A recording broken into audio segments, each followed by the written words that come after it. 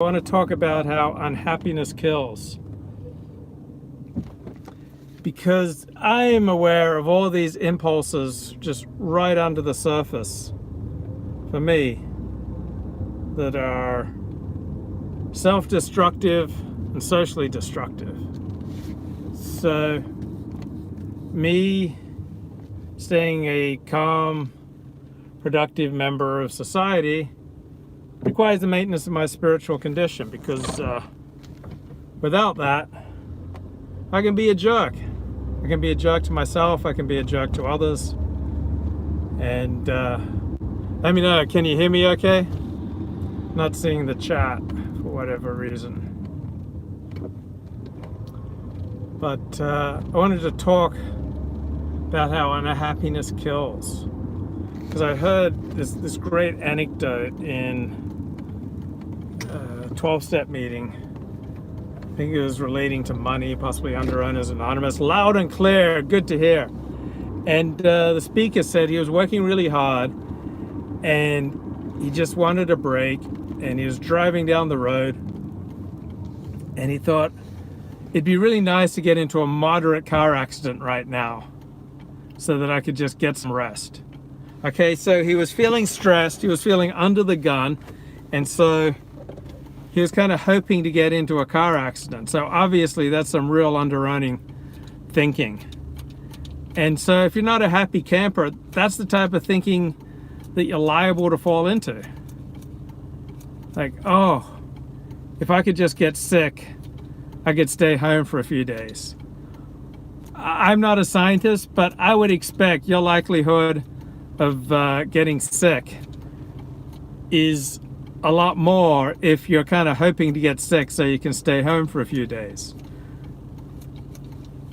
If you're hoping to get into a car accident, I expect you'd be much more likely to get into a car accident. I think the most embarrassing thought that I ever had,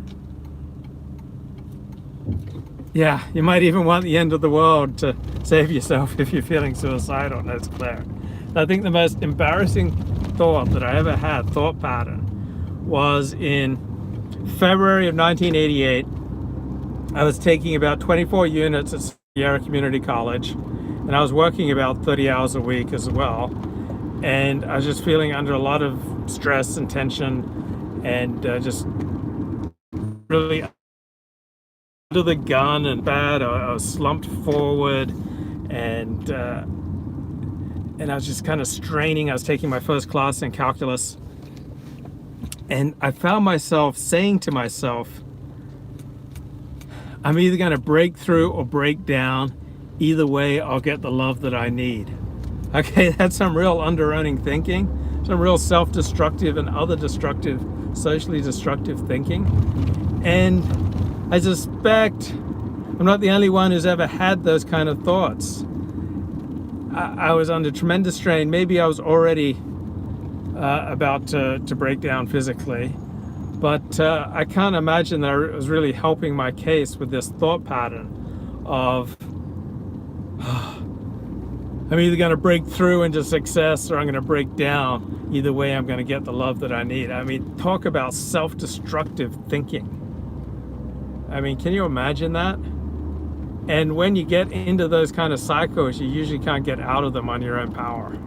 You need help from other people, from God, from some kind of community, a system, tools, steps, spiritual practice, religious practice, I don't know, self-improvement. You need help. You need something outside yourself, because usually the thinking that creates your problem is not going to solve your problem. So can you imagine, here I was, 21 years of age, taking a lot of units at school, working out of hours, and saying I'm either going to break through or break down. Either way, I'm going to get love that I need.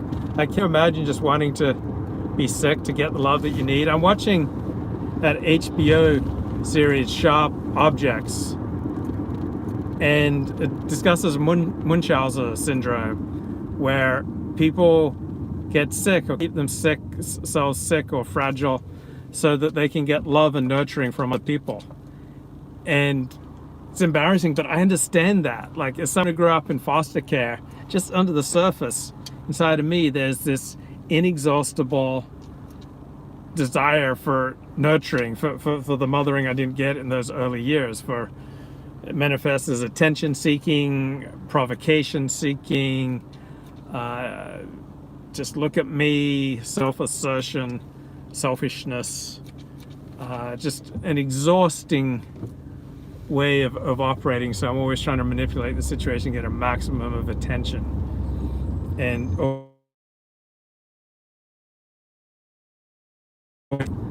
I understand those people who keep themselves sick or frail or fragile or in an invalid state so that they can get the love and nurturing that they so desperately want. And then you've got that horrible mother figure in that series, HBO series, It Sharp Objects, who practices Munchausen by proxy, meaning they keep other people around them sick so that they can fulfill their own sick needs to nurture. That's scary.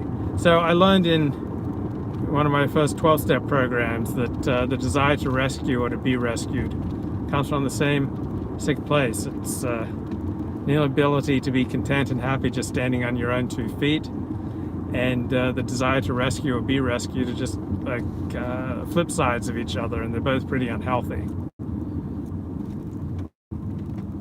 So unhappiness kills, man. If you're unhappy, I think you're much more likely to get sick.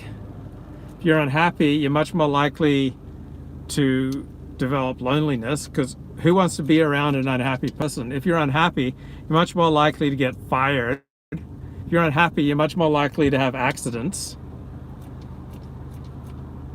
If you're unhappy, you're in all likelihood in a state of mind where you're blaming other people for your problems.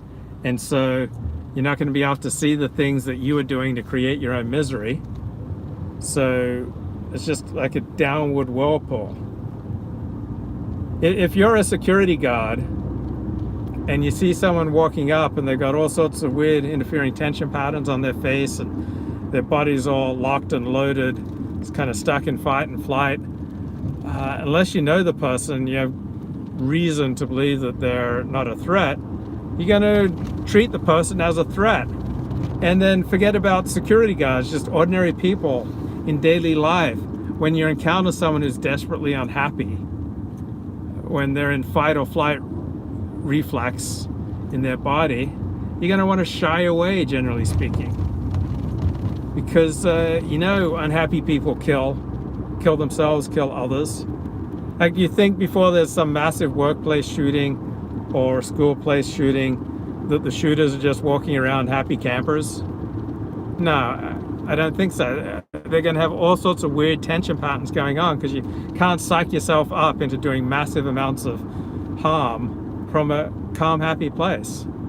But when you're going through the world and you meet someone who seems happy, content, at ease, comfortable with themselves, you really find that person a threat, because you can rely on that, generally speaking, they're not going to gratuitously cause you harm, because that would be against their self-interest. Because when you cause other people harm, you're giving them an incentive to hurt you back. But you notice that people who are calm, at ease, happy campers, they don't, generally speaking, tend to go around causing gratuitous harm. While unhappy people, they get a charge out of often being as difficult as possible, trying to manipulate you into giving as much attention as possible. They're exhausting. They're toxic. One unhappy person can make a whole suite of 30 different employees unhappy. Like, one unhappy person can completely disrupt a synagogue of 400 members. One unhappy person can get into an accident and tie up a freeway, costing thousands of people the ability to get to work on time. So we naturally shy away from unhappy people. We tend to make bad decisions when we're unhappy. We're not seeing the world realistically. We're unable to listen to other people's ideas. We've got our idea deflection yarmulkes on when we're unhappy. And we're coming up on the Museum of Tolerance on my right. I once took a right turn down here at about 3-4 p.m. in the afternoon and got a ticket. I think the ticket was like 180 bucks. So don't take a right turn from 3 p.m. to 7 p.m. weekdays there. There's a Museum of Tolerance on my right. And as we crest the hill, there'll be about 100 Orthodox synagogues within a mile and about 40 different kosher restaurants. So, unhappiness kills. I made some notes. Oh yeah, just like under the surface, I'm conscious of like all these self-destructive impulses that I have, such as the desire to kind of manipulate other people around me to give me attention, such as in the stream, manipulate other people to admire me. I just under the surface, I kind of want to create this false self that's should get the maximum of attention and respect and admiration, and then when people don't buy into this false self that I'm trying to create, then I get unhappy and upset.